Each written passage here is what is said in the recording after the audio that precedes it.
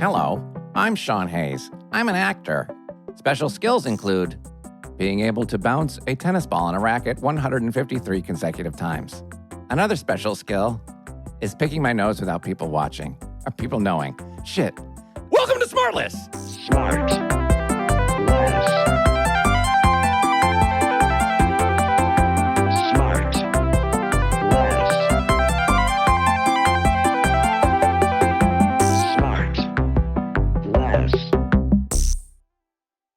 Sean, I don't think I've ever seen you grumpy, ever. Oh, yeah. Well, live with me for a couple days.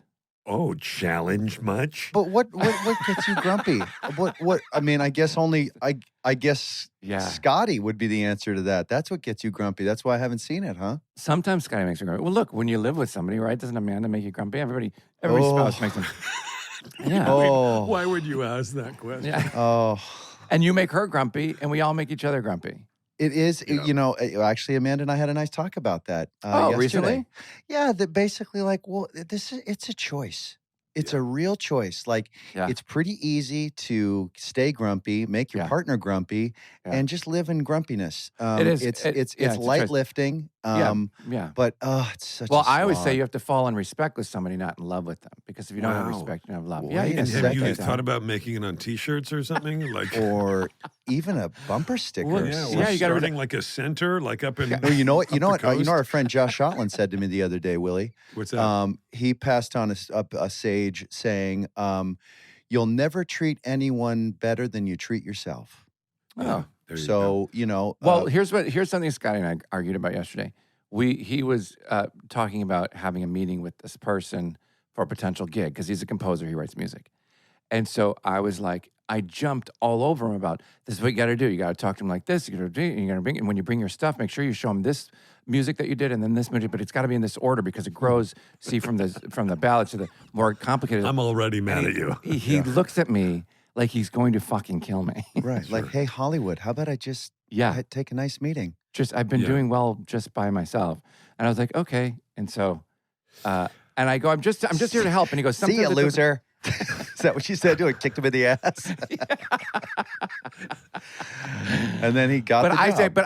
I said, I'm only trying to help you. And he Of goes, course you I are. know that, but Yeah. sometimes you don't hear the way you hear yourself. Well, so Sean, that's a great point. I think that for me, one of the things that I noticed, and it's taken me a long time, is tone. And sometimes people misinterpret my tone, and I get very sort of fired up about stuff or whatever.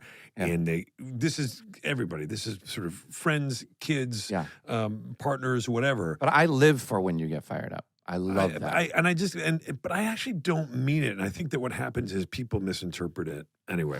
I tend to get insincerely passionate about things too. But also that heavy brow of mine at 53. We've talked about this. I look pretty pissed off just when listening. And that's your brow is now where your eyes are. Yeah, my bad mood is just gravity. That's all that is. Don't worry. Gang, I got a real peach for us today. Today's guest, this fella is smart and handsome. He's famous but private. Oh. An academic but disarming. Ooh. He's got a degree from Yale. Oh. His own show. Who doesn't? Couple kids. 19 Emmys. What? Yeah. He's worked in over 40 countries. He's written 3 books, all of them bestsellers, and he's just launched a podcast because we need more. We needed more, and that's why we got into it. Yeah. We're gonna have no idea who this is. We're gonna have to ask him what stimulant he's addicted to get all this done, and why he's agreed to do our show. I'm a big longtime fan and super excited to welcome Anderson Cooper. Oh, come on in, Anderson. Mr. Anderson Cooper. Yeah. How's it going? Wait, 19 Emmys. 19. You know, they're Emmys. news Emmys, though, so it's not real. Sure. Still gold. Hey, nobody cares. Still Nobody heavy. There's not remembers. a ceremony. There's no one watching yeah. it. Yes, there is. Yeah. Yes, there is. I remember visiting you in your office. Yeah, Sean, I think you're the only, in this trio, the only one person I've actually met, but I'm I'm intimidated. I'm a huge admirer of everybody here. So, and I That's love your not podcast. true. I've listened. I'm the least successful Cooper ever on your podcast, by the That's a good Where one. do we That's book a good one. DB? What I just your level of accomplishments are just they're pretty stunning, and Well, I'm just not going to really, start right on question 11. By the way, am I the only one without a hat? Yeah, Yeah. We told you to get Do a you hat. have access We'll to wait. one? You Or? had time to get one when I asked you to. I mean, I got this. That'll work. Okay, that's good. Listener, he's just put on a war correspondent helmet. This is the first person who's been embedded with SmartLess. I'm going to get to that, but I want. By the way, Jason, did you just play golf? I mean, is this is your streak continuing? I don't play golf. Do you want to see my You were shorts? on last I heard you were on a every day for the last 101 days or something. Yeah. I'm trying to catch up a little bit. Willie's going to jump into the hole with me on Tuesday. I beg your pardon? I'm back. Yeah, I'm back Tuesday. I'm back Saturday. I'm There's a playing better Tuesday. way to say that. I know. There's a much better way. So long. Wait, no. Here comes my question. What about all these accomplishments? We're so excited you're here. this is an easy but tough question. What's left? What do you want to do, Anderson? Tell me what the goal is. You just jump to the end? I know. Honestly, the end of the interview. I'm working on the end of the interview. I'm working on an ice show. Yeah. Ice? You're going to go ice skating? Yeah, no, it's going to be like a Anderson on Ice kind of thing, kind of a review of my life, but on ice. Okay. Shaken, not stirred. It's the same costume designer as Shrek on ice. Yeah, you're just going to use all those same Someone costumes. plays my mom and my dad, It's a my dead great brother. answer. You know, it's going to be really good. Listen, I it's have going to some be touching and funny. experience. I have a lot of experience with ice productions. So, just let me know. I played a figure skater. But Willie knows his way around an ice rink. He does. You know, Sure. he's got He a does. real power dumper on him, and he can do. get after it. What's a power dumper? Power dumper's what skaters get. It's a pro dumper. Oh, you mean like a big butt? Oh, pro dumper. It's Sorry. a pro dumper. Yeah, it's a It's shelf. called a pro dumper. That's what hockey guys have. We had pro dumper. I Like said muscle ass. we. Like a big muscle ass. Oh, thank you, Sean, for putting it into terms I can understand. Yeah. Gay muscle ass. All right. So you're not going to give me an honest answer because to do that would be. What was it? Well, you're too humble to give me a real answer about what's left. What is next? What is there left for you to do? I mean, 360 is enough, but you're also on 60 Minutes for God's sake. You're at the pinnacle of any journalistic goal. I'm Leslie Stahl. I'm Anderson Cooper. Yeah. Every Sunday. What else would you want? And you've written books. You know, my dad died at 50, and I always expected to die at 50. So I planned my whole life in an accelerated version of I'm going to die at 50, so I need to get everything in by then. Can I be honest with you? None of us thought you were going to make it past 50. Yeah, we all lost. So when I hit 51, I was like, what the fuck do I do now? I don't have a plan. And so I have been asking myself that question for the last couple of years. And I have kids now, and that is the greatest thing I've ever done. And so that's my future. And I like what I do. I mean, I love telling other people's stories. So exactly. Yeah. I mean, I have no actual skill, so there's nothing else I can do. Oh, please. Yeah. You're brilliant. You're brilliant. You've got your degree in political science. You're actually succeeding in something you studied. Plus, That's you have awesome. to spend one night a year on TV with Andy Cohen, which is a skill in and of itself. I mean, what a handful that guy is. Jesus Christ. Hey, Will, do you know I do know Andy. I do know good. Andy. Yeah, no. I've known Andy for a long time. I would like to know. He and I were set up on a blind date like 25 years ago. No way. Were you really? Oh, yeah. How'd that go? Oh, we never had it because he called me. He was a producer at CBS News at the time on their morning show. And people were like, oh, you're gay and you're both in news, so you should meet. And anyway, he called me up to set up the date.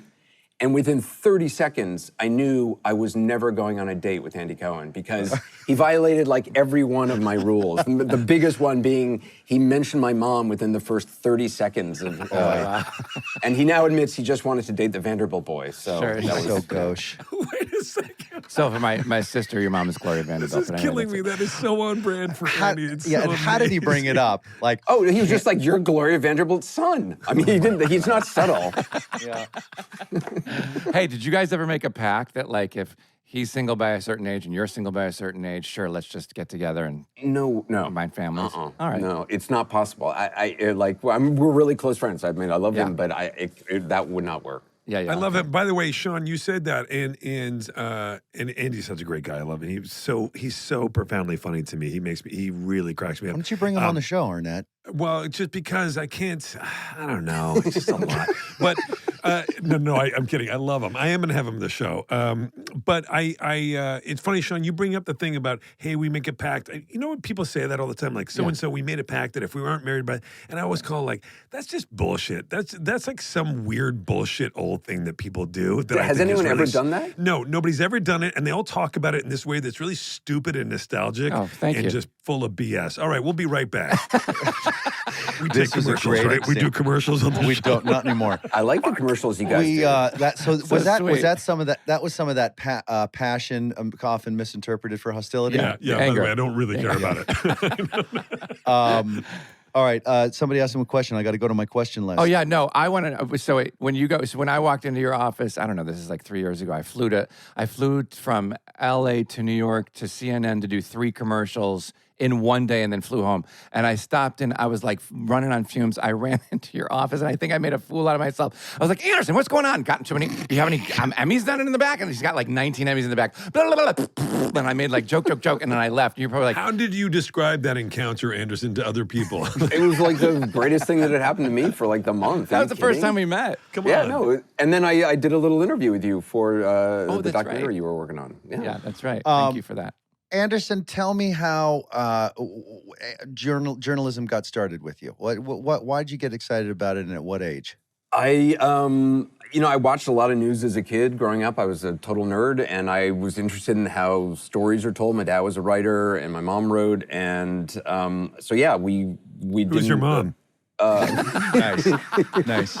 Will's trying to date you. Couldn't help it. And I watched news like while eating dinner because it was better than actually talking to anybody. And but I never really thought I would do it. And I went to college and I actually interned at the CIA, and I decided not to do that. What? And he knew we were going to ask about that. So all the stuff I was interested in was going overseas and experiencing stuff, and I made I had a friend make a fake press pass for me, and I borrowed a camera, and I started going to wars. No way! That's so crazy. Wow, really? No way. Yeah. What was fascinating about that to you? Like, I always find that fascinating. Like, just from a viewer, is like, why do they have to stand in the war zone? Can't they just tell us about it from somewhere safe? Actually, no. Like you do. I mean, there's nothing can compare to actually being in a place. But also when they're standing in the middle of a hurricane, forget the war. But we're standing in the middle of a hurricane. You don't have to do that. Yeah, we can just see true. that it's bad outside. You know, it's funny Yes. when news organizations when a big news story breaks and you go, and I've seen you at so many. They've been hurricanes or big wars or whatever. You've done it all. We've all seen you. America, the world has seen you there. But it is funny when some big event happens, the race for news people to get on site is kind of like when someone famous dies and go to Wikipedia to see who writes it on their page first. It's like this crazy who's race. fastest to make it about them? Yeah. Well, no, not about them. I actually mean more like just to get there. Like I'm always surprised. It almost on the scene. Yeah, I can't believe it. Like so that's my follow-up question is what happens? Russia invades Ukraine, let's say, or something of that. How quickly does that decision get made? Like you're at the gym, you might not even be at work, or you're with your family, and then all of a sudden is it 30 seconds and you're out the door? Basically, yeah. I mean, I have a go bag, and Do you really? I keep my passport with me at all times. And Like a bat signal, but it's the Cooper signal. What's in the go bag? Yeah, what is it? How many pairs of underwear? Like 2. Underwear is not important. Hey, Not there like he not is. there. Hey, man. I'm taking, bro. Come on. So it's just 2 pair. It's just 2 pair. Yeah, I mean, basically. Do you really have something like? Are you prepared to go? There's a pair. I'll tell you. There's like a pair of boots, steel-toed boots. Sure. There's it's mostly like food supplies, some like technical stuff. The clothes are like, there's like 2 dark T-shirts so you can sweat and not see it on camera. But really, truly, are you really prepared to go at like any moment? Like, do you really have a bag type of thing ready? I do, yeah. He's just got a go bag. Actually do, yeah. Sean's got a go bag. It's got 2 pounds of Skittles and 50 little small things of soy sauce. Yeah. Hey, Anderson, do you have a DOP kit in there? By the way, we're going to ask you to follow up if you know where DOP kit came from. But do you have a DOP kit in there? A DOP kit? What is a DOP? DOP kit. Yeah, You know, that's not what people call it, Will. That's why It's a toiletry it's bag. a toiletry bag. It's not toiletry bag. It's called No, a DOP I kit. don't. I'm not. I feel like a toiletry bag is a step of adulthood, like galoshes or an umbrella, which I'm not ready to commit to. Well, what do you I'm call it? not that organized. You don't have what you call a toiletry bag? I don't have a bag, but I just put stuff in, like it's all free floating in my in bag. a CVS bag? Hang on a second. you used to got call your it- tooth. Wait a It's messy. Your toothbrush is banging around with the steel toes? Yeah. That's outrageous. This is a disaster. Okay, in all honesty, there's a pocket in the duffel bag that I put like all that stuff in, but it's all just floating around in that pocket. Yeah. We'll be right back. SmartLess is supported by Fiore Clothing. If you're tired of traditional old workout gear, I get it. It's old, it smells. You got to check out Fiore. Their product is incredibly versatile. It can be used for just about any activity like running, training, swimming, yoga, but it's also great for lounging or weekend errands. Everything they make is designed to look great in everyday life outside the gym. Listen, it's happened before. I'm in my workout stuff, and I got to go run an errand first, and I'm like, oh, I now I need to change because I don't want to be. But then I look down and I say to myself, Self, you look great. You look fine to go. No one's going to think that you just fell off a treadmill. You look like you're just in some sort of active wear, and it looks like really good-looking clothes. That I then, when I get back from the errand, I can just get right back on. I can get on that treadmill and not worry about sweating in stuff that doesn't breathe because, my goodness, it looks good and breathes good. Thank you, Fiore. They're utilizing better sustainable materials for their products, empowering your best active life. Feel good about the things you buy and also how they're made. Listen up. Fiore is an investment in your happiness. For our listeners, they're offering 20% off your first purchase. Get yourself some of the most comfortable and versatile clothing on the planet at Fiore.com/smartless. That's VUORI.com/smartless. Not only will you receive 20% off your first purchase, but enjoy free shipping on any U.S. orders over $75 and free returns. Go to Fiore.com/smartless and discover the versatility of Fiore clothing. SmartLess gets support from Keeps. Hey, you want to stay ahead? Get it? Of hair loss? Do it with Keeps. 2 out of 3 men will experience some form of hair loss by the time they're 35. There are only 2 FDA-approved medications that can prevent hair loss, and guess what? Keeps offers both. Keeps offers a simple, stress-free way to keep your hair. You'll get convenient virtual doctor consultations and medications delivered straight to your door every 3 months. You don't have to leave your home. Get 24/7 care and support. Keeps has a network of expert medical advisors, prescribers, and care specialists to support you in making your hair goals a reality. Treatments start at just $10 per month, and Keeps offers generic versions of the 2 FDA-approved medications to prevent hair loss. And treatment plans are affordable, typically half the cost of pharmacy prices. That's really cool. Keeps has everything your hair needs delivered straight to your door with discreet packaging and proven results. Remember, prevention is key. Psst. Treatments can take 4 to 6 months to see results, so act fast. When it comes to your hair, save more, spend less. If you're ready to take action and prevent hair loss, go to KEEPS.com/smartless to receive your first month of treatment for free. That's KEEPS.com/smartless to get your first month for free. KEEPS.com/smartless.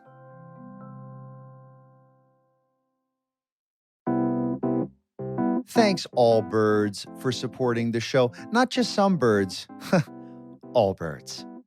Now, I know how hard it can be to get motivated when it gets a little chilly outside, because it's there now, right? Summer's over. Here comes the chill. But you know what? Fat doesn't sleep. nor does it care about how cold or how hot it is. So let's keep it working. Let's keep motivated. Let's keep exercising. And let's use Allbirds, up top and down low. We've got goals to meet and miles to log. Keep your feet warm and dry with the weather-repellent Wool Dasher Mizzle shoe from Allbirds. You heard me right. Wool Dasher Mizzles, listen, I like them just for the name. I like to tell people, they go, hey, what are you wearing? What are those? Those are cool. Who makes those? I go, oh, they're Allbirds, but you know what model? They say no. I say, they're Mizzles. And they go, what? And I get to say it again. I get to say Mizzles again. They go, whatever. I'm not sure I'm hearing you right, but they're good looking. And I say it a third time. I go, you heard me right. They're Mizzles, Wool Dasher Mizzles. They're like, great, guy, we got it. I go on to tell them more about the brand, and I say Allbirds printed the Wool Dasher Mizzle carbon footprint right on the shoe, so you know its impact on the planet. Then they offset that footprint to 0 to make it a carbon neutral product. They say to me, dude, I heard enough. I like your shoe. I say, hang on, I'm not done. Allbirds built the Wool Dasher Mizzle using natural materials to have a low environmental impact so you can break a sweat without breaking the planet. Now they lean in because they like the planet, like you do too. Like you're leaning in, right? This fall, keep your feet cozy and dry with the Allbirds Wool Dasher Mizzles. Discover your perfect pair at allbirds.com today. That's, gonna spell it, ALLBIRDS.com.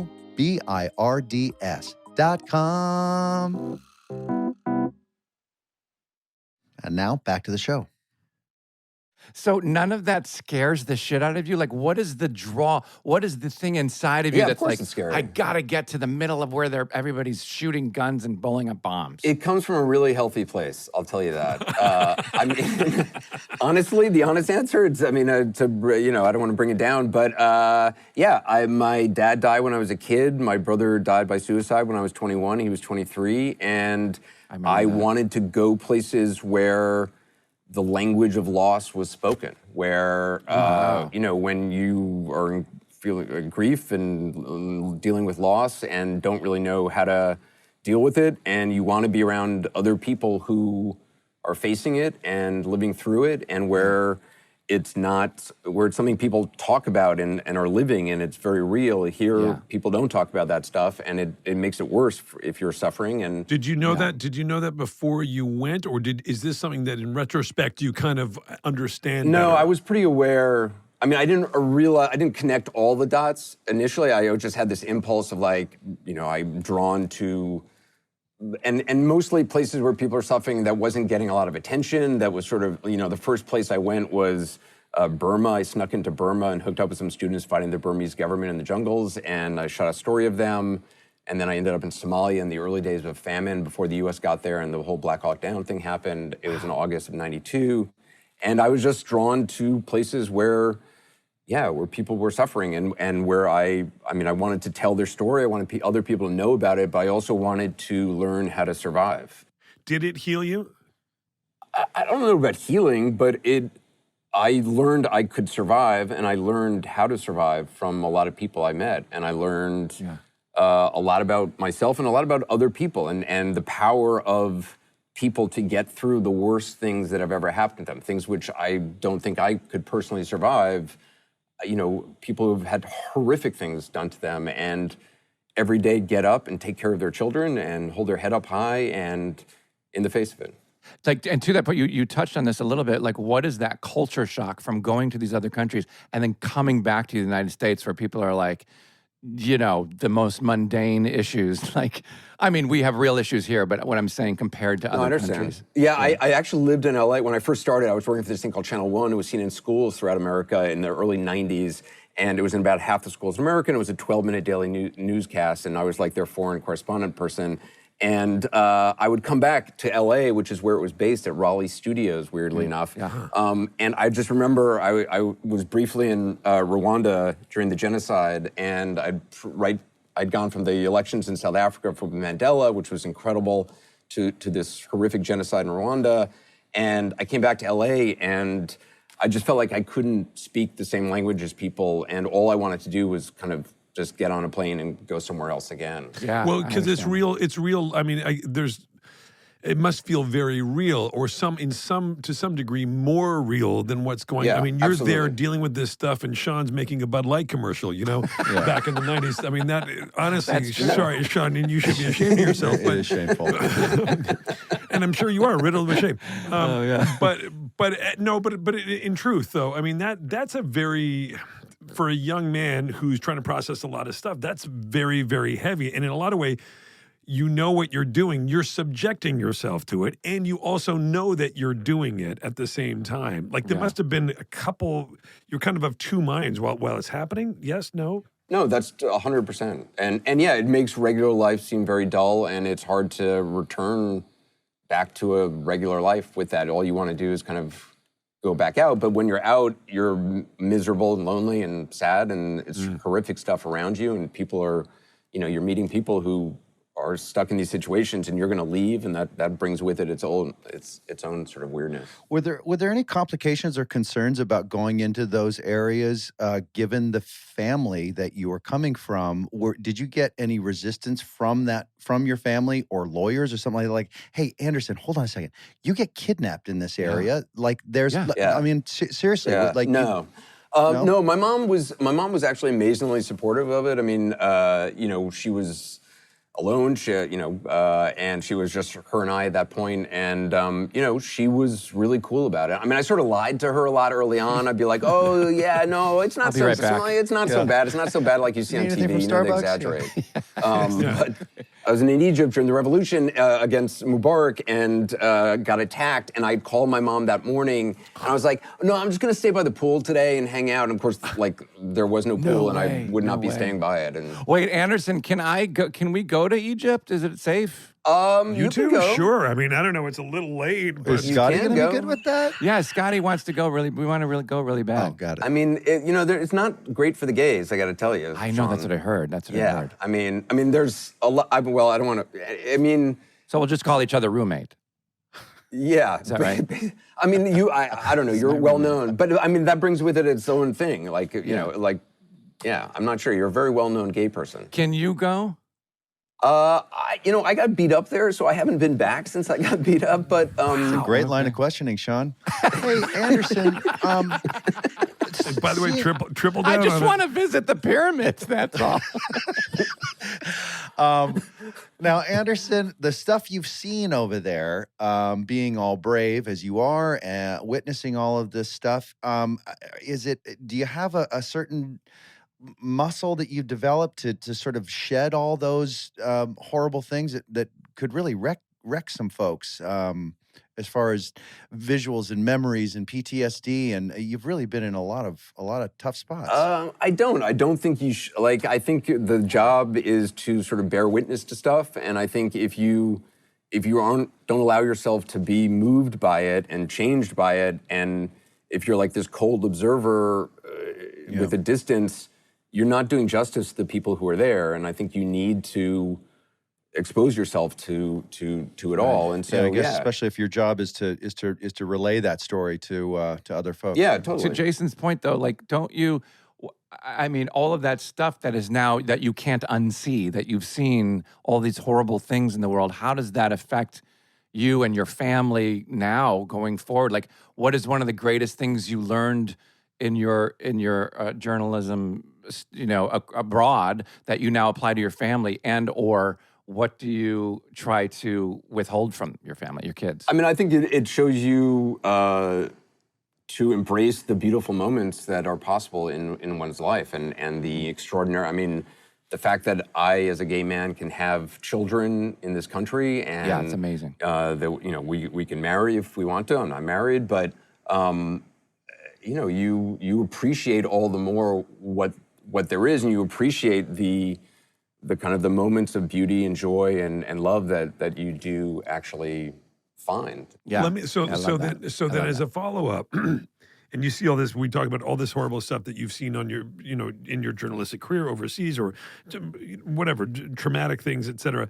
And then you're able to appreciate the fact that you have these freedoms that you enjoy as an American here in America. Are you worried about now, conversely, about seeing horrible things in this country, and we've all sort of been able to bear witness to a lot of a pretty darkened a shift that seems rather dark as a newer American than the three of you, that I find to be quite troubling and dark. And you talk about the freedom as a gay man to have kids and to be married, if you choose. We are entering a very dark age, and as a newsman, you've been right on the front line of it. Yeah, look, I mean, I'm optimistic about this country, and I'm optimistic about the people in this country, and I think we're going through a very strange time. And but I choose to. I choose to believe in the best in people. And, Me too. I think the same way. we tack left, we tack right, but we've moved forward as a country, and I hope that continues. Yeah. But I do think people are capable of it. I think we're all capable of anything. I think we have no idea. You have no idea what happens when the electricity goes out and there's no windows in your building anymore, right. and the wind is whipping through it, and it's the winter, and you can't feed your kids, and you can't get them milk, Right. and people are capable of anything, and I've seen that, and that worries me. I don't mean left or right. I just mean in general, in terms of people. There's a sort of a sentiment that feels like it's very. There is a kind of a vibe that's nerve-wracking. I'll just put it that way. Yeah, but I'm with Anderson. I'm sure you guys are too. That there's an optimism that is sort of impossible not to feel. Yeah. When you just think of the totality of this country and all the things that we've been through before. This is not the first time we've gone through real growing pains and border pushing. And I think we'll land just fine. I hope. And by the way, I mean, I've seen plenty of places that have fallen apart and societies that have collapsed. I mean, that's what interested me initially in going to places like that. And, it is horrible. And nobody, whatever rhetoric people are saying here, the reality of that, if they actually see it, they will not be pushing for any kind of civil war. I mean, what happens is a horrible, horrible thing. Right. What are these, like going back to the thing where you have to drop everything you have to leave at the drop of a hat and pack and go to all these places. Don't you have to get clearance and all this stuff? And everybody in the world knows who you are and they know that you're gay. So what about these countries where you have to go to report where they're like, oh God, the gay guy from that channel's coming and he's got clearance. We got to let him in. Do you ever... Sometimes, clearance is like visas sometime in some places, but for the most part, you just get on a plane and go and figure it out once you get there. And initially I was traveling all by myself, to Jason's point earlier, and that was, ridiculously risky and stupid in a lot of places I was going. In some places we have security, but it's a concern. I mean, it's definitely changed the security situation when I'm on the ground in places. The CNN, thankfully, is very cognizant of that. But for the most part, you have to go. I want to go still, and you have to go, and that's just part of the job. Yeah. So with your incredible position at CNN and at 60 Minutes, you have the opportunity, I'm sure, to decide what stories you're going to do, things that are interesting to you that you might stumble upon or told about. How do you decide which show to do the story for? How does that work? I mean, for the most part, 60 Minutes I do 10 stories a year. The average correspondent does 20, so I do a half load it's just stuff that interests me, and some of it is producers suggesting it, and other times it's I did a profile of Tony Bennett, who was having his final concerts with Lady Gaga, and that was great. His family let us spend the months before the concert leading up to it with Tony in his apartment and going through what he's going through, and so that was the chance to do that is just incredible. I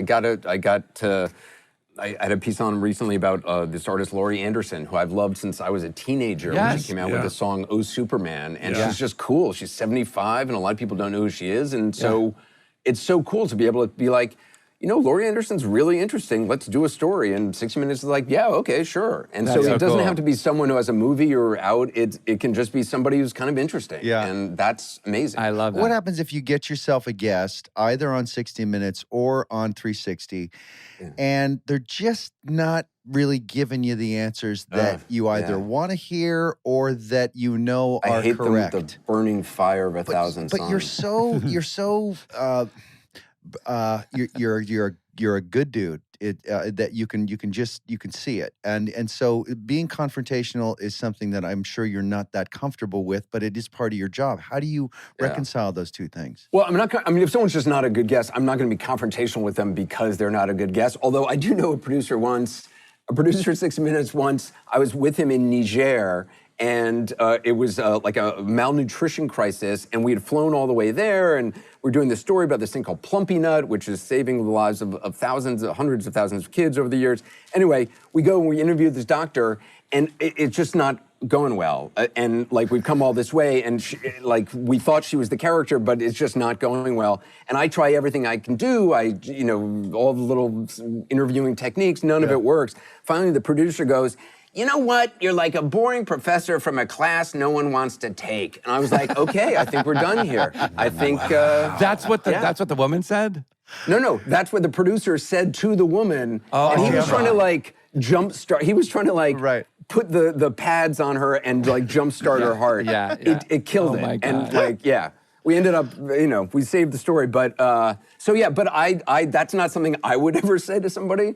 But yeah, confrontation is not something I have a tradition of, but I will say I've gotten to the point where I'm very comfortable confronting people if they are not telling the truth, because it really pisses me off when someone's not telling the truth. Yeah, but that necessitates you being as aware of the facts as this politician might, and totally. My next question is, where do you find the time to be as educated as you need to be to do your job as well as you do it? So ideally, if you're doing an interview like that you know is going to be confrontational, I spend hours reading. I try to read everything that person has said. If you know it's going to be confrontational, if you know that they have stated things which are not true, and you want to zero in on it, you zero on just a few points, and I try to read everything they've said over the last 6 months or 6 weeks at least, because generally people repeat themselves over and over. So you can see in multiple interviews what somebody has already said, and then okay, they're going to tell this lie, and then you have all the facts backed up. So if you do your research, you have the advantage of knowing what they're going to say sometimes, and if they fall into that trap, then you can just say, okay, well, actually, here's the facts here according to this organization, and there's nothing more satisfying than that. Yeah, you got the real silk glove when you do that. Yeah, than burning somebody on TV. Or it's not even so much burning them on TV. It's more just stating facts to somebody who has, because most people who are doing interviews, they pop up on the screen. They don't have the facts with them, so they can't really challenge somebody. So if you have the time to actually do the research, there's nothing more satisfying than that. Yeah. Will wants to know where you get your news from. He always asks a journalist, he thinks that there's This is a Bateman. He's trying to cover up his own. He's always like, you get that journalists have some secret. Well, here's my theory, channel Anderson. of news. Where do the news reporters get their news if they're not reporting from, on the stuff that's happening? But dummy. where does Maggie Haberman get her information from after some of their sources? She went and interviewed people.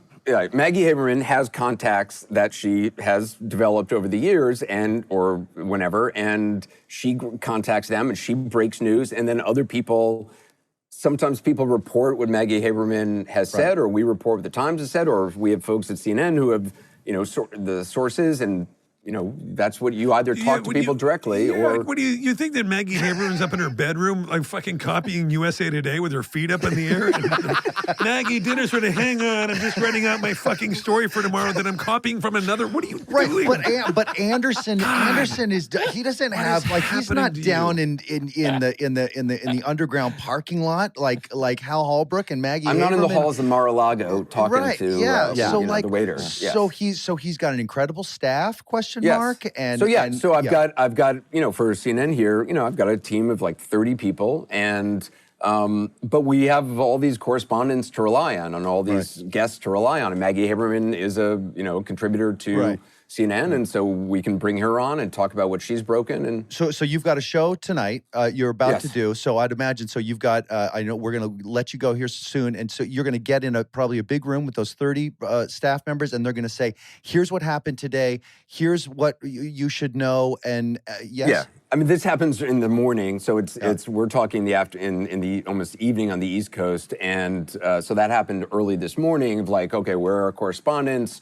What do we think is going to happen? But stuff changes all throughout the day, and even while we're on the air, stuff changes. And so, what you have to do basically is you have to just read stuff all day long. So I like reading, I like learning stuff. So you just read stuff all day long, so that in the middle of the program, when what you think is going to be the last 45 minutes of your show gets tossed out because something else has happened, you already know enough in your head that you can talk about that for 45 minutes, even if there's no teleprompter and there's no guest, there's nothing. Yeah. You just have done a lot of reading. That's so scary. Right. So like when there's something happens, let's say, Jason, there's something that so-and-so was indicted or whatever, that story is released. They make a statement.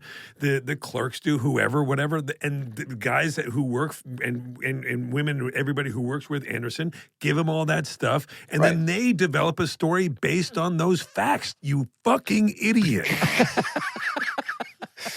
Hey, no, but it is kind of interesting, like the trickle down, like, you know, all the people on the ground getting the story, then reports to this person, then reports to that, and then it finally gets to you, and then you put it on the air. Right, but you know, the most interesting thing for like live television is you're on the air, something happens, you know, God forbid a plane crashes, and all you have are a few sentences of information. You know the flight number, you know what time it took off, you know where it was supposed to go, and so you go into rolling coverage, and that means that everyone who's in the control room, it's suddenly like all hands on deck. They start calling flight experts, aviation experts, anybody they can possibly think of, somebody from the Department of the Secretary of Transportation, the Department of Transportation, the NTSB, whatever it is. Yeah, right. Got it. And on air, you start relaying the information. You point out what you don't know, and you have an ongoing conversation that can go from anywhere from 30 seconds, you can be on for 9 hours. What are you doing when to get rid of all this out of your head and just to like check out? What are you doing? With the kids? You're playing with the kids? What are you watching? I'm the most tightly wound person that there is. What do you do to unwind? Do you start watching some of the Andy Cohen stuff and you just start chewing a bunch of gummies? What happens over there? So this is what this is going to sound totally like I'm sucking up to you. I go home and I watch stuff that completely takes me out of my head and out of my world. So like Ozark, for instance. Sure. I am obsessed. I have loved it. I think it's one of the greatest shows. No, one of the greatest shows on television. True. And it so takes me out of my head and into this other world. I find it relaxing. I found Ozark relaxing. I found Narcos relaxing. Oh yeah. Gomorrah, which is, I don't know if you've seen Gomorrah. Of course. It is the greatest. It's amazing. But Ozark, it was so genius, and the last season was genius, and the end was incredible. You're very nice. Thank you, Yeah, buddy. I love it too. Yeah, and your character, I'm the same way of like, you know, like, oh, okay, that person just got shot in the head. Okay, so now we have to do this. All right, so let's do that. So that is how I deal with everything. Yeah, same. I'm a little bit of the same way. Let me ask you about Gomorrah. Did you see the Chiro spin-off movie? I did. I didn't love it. I didn't love it either. But you know what? I don't want to criticize anything about Gomorrah because I didn't even like the movie Gomorrah so much. No. The TV show, it's mind blowing. Did you? And I'm not here to one up you, Anderson. I think you're great. Oh boy. Did you read the book? I did actually. Yeah, it's great. The book is great. Yeah. Roberto Saviano. It's fucking great. Who's been in hiding ever since he wrote this stuff. I read he had another book, his most recent book I read, which I didn't really get into, but. Did you get that one read well? I did not. I did not read the Oh, you didn't? No, I didn't. I'll send it to Interesting. you. And we're back. So what now? The New Year's thing seems like a get the hair down, relax a little bit thing. How did that come about? Did you raise your hand for how that? How many releases do you have to sign? And does CNN just like, man, just fucking cool it this year? You know what's funny? So I've been doing that for like. I started volunteering to do New Year's because I hated New Year's Eve. I started volunteering like 15 years ago because no one at CNN was doing it, and they needed somebody. And I was like, I hate New Year's Eve. You can't have fun. There's too much pressure. clubs in New York, like there's too many long lines. Right. You end up fighting over cabs with drunk girls. So I was like, you know what? I'll just work on New Year's Eve. And I'd never been in Times Squares on New Year's Eve. And it turned out I actually really liked it. It was fun. I could come and go. And so yeah, and then Andy joined, and it's been it's like the one thing to look forward to that evening. You guys are great at it. And he's he enjoys a little drink now and then, and so he roped me into that. God, he's fun. He's a fun dude. What now? When you mentioned your mom finding out about you doing all this and being and wanting to go out in crazy situations in other countries and be like that, what would you do if one of your sons came up and said, you know what, Dad, I'm gonna run out to the store really quick, and they're in Bosnia or whatever. My son's 2, so if he did that, I would be really concerned. When they're older. Okay. Bosnia is actually gorgeous right now. Yeah. Okay. Sorry. Oh, this time of year is nice. Yeah. I hope I would be the parent who's supportive of anything my kids want to do, and I would have a team of former special forces people secretly following him around. I'm sure. Now, before we let you go, I want to hear about your podcast. Now, so it's called All There with Anderson Cooper. Now, it's called All There Is, but that's fine. No, that's fine. All There Is. All there. Yeah. What? Good change. Good change there. So started with all that. No. Is it this has to do with a bit of your life before journalism? Yes. Yeah, it's a podcast. The world needs another podcast, but it's just a limited podcast, 8 or 10 episodes or something, and it's about loss and about grief, and it's about it's about people's experiences with that and living with that and moving through it. And it's something we don't really talk about, I think. It makes people uncomfortable, so I don't know if anyone will actually listen to it. But it's just interesting people who have kind of remarkable experiences talk with loss and grief in their own life. From Stephen Colbert, who I know you guys have had on. I loved your episode with him. His father and his twin brothers were killed in a plane crash when he was 10 years old. Molly Shannon, who has had the incredible experiences as well, and just really interesting people. A palliative care doctor who's been at the bedside of many people as their life ended, and so it's just about it's not depressing. It's just kind of just talking about loss and grief. No, it's part of life. And we had Michael Lewis, the author, on a while ago, and he talked about loss in a way that I'd never heard anybody talk about. It was really remarkable and very moving. And I think you're right. I think it is important to talk about it, and I'll listen to it. I'm looking forward to it. Yeah, you could walk us through any subject, and it would be palatable for sure. Listen, nobody has more losses than me. Okay, Yeah. Let's get real. Right? You poor guy. A lot of losses. Now, for fun with the kids, what do you love to do? What are they loving? So my son Wyatt is like 2 years and like 3 or 4 months, and my son Sebastian is 6 months old, and they are just. I always have wanted to be a dad. I love kids, and it's the greatest thing I've ever done. It's the only thing I just am so besotted with them. And I like nothing more than, I spend a lot of the day with them. I do a lot of work now just from home. I love being there when he wakes up in the morning. I like going in and waking him up in the morning and going out. We go out for coffee. And he's his first phrase was, "I want a black coffee," which is probably not a great thing for I want a black coffee. So now that you've got 2 kids and you're able to compare the 2 of them, and also the sort of the age difference there.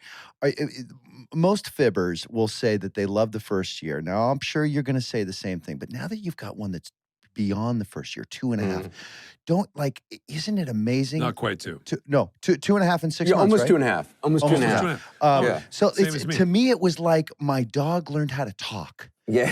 Because the whole first year, that's all they are, is that they're just a puppy. They're shitting everywhere and screaming, and there's no communication. And then all of a sudden, they learn how to say, "I like this park and not that park," or "this food and not that food," and it's incredible, right through the ceiling. I know. And this morning, my son, he came. I came upstairs right before I left for work, and he saw me. He ran to me and hugged me, and which he, obviously he's done before, but he's just he's so there now. I know, he's all baked in there. I just need to not fuck him up. I just need to not like pass on my insane, controlling.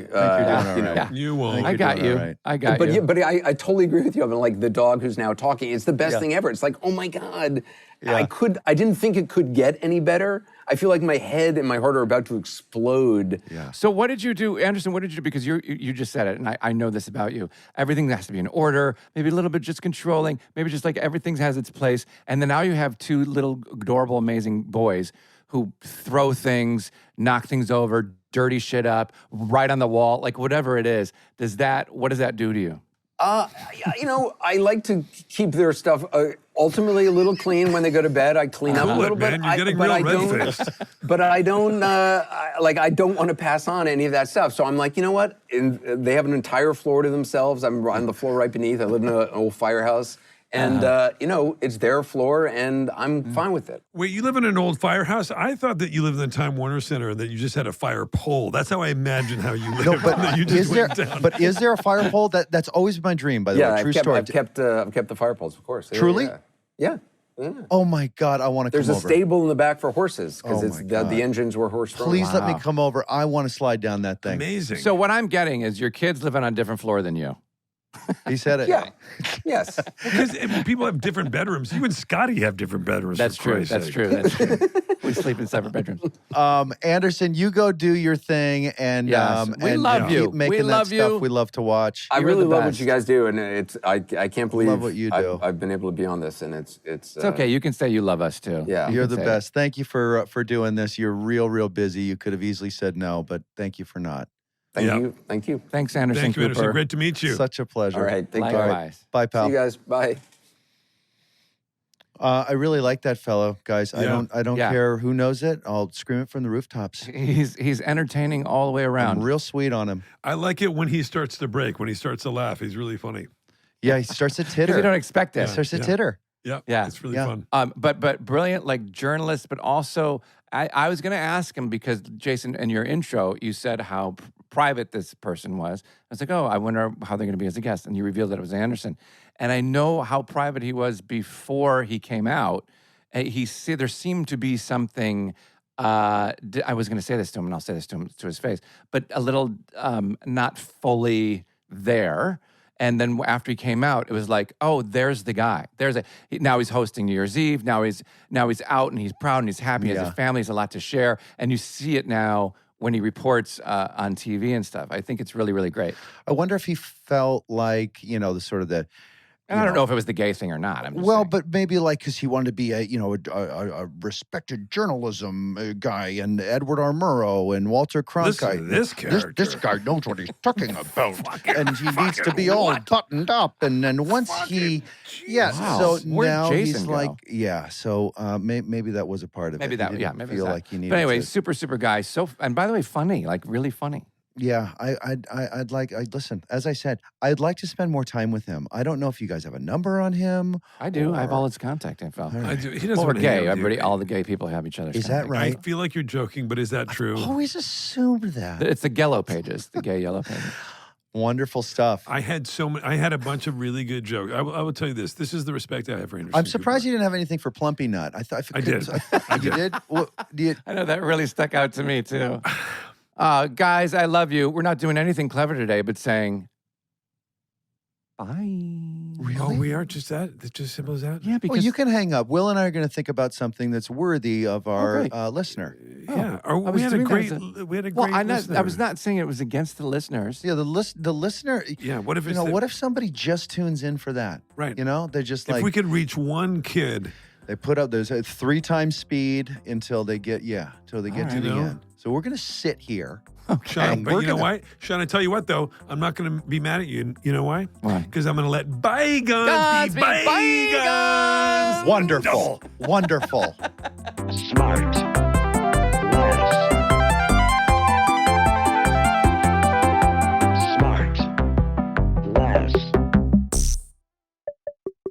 SmartLess is 100% organic and artisanally handcrafted by Bennett Barbaco, Michael Grant Terry, and Rob Armjarf.